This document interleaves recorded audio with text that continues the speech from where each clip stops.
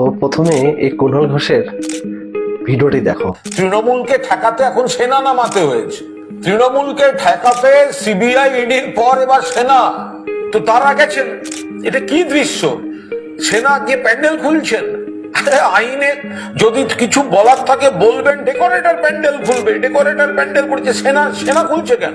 তো আমি জানি না টিএমসি এ বাংলার কত বড় পার্টি। আজকে ডেটে বাংলার যদি 9 কোটি মানুষ বাস করে, তার মধ্যে মাত্র 3 কোটি মানুষ হয়তো টিএমসিকে ভোট দেয়। অর্থাৎ বাংলার 50% মানুষও টিএমসিকে ভোট দেয় না। তো এতে কি বোঝা যায়? মানে এই যে একজন টিএমসির মুখপাত্র হিসাবে এই ধরনের স্টেটমেন্ট দিচ্ছে, আমাদের দেশের সেনাকে এরকম আন্ডার এস্টিমেট করছে, তাতে আপনি একবার ভাবছেন যে কালকের ডেটে এদের এদের রেসপেক্ট বা এদের সম্মান কোথায় গিয়ে দাঁড়াবে। দেশের সেনাকেও এরা এরা এরা ডমিনেট করার জন্য একবারের জন্য ভাবে না।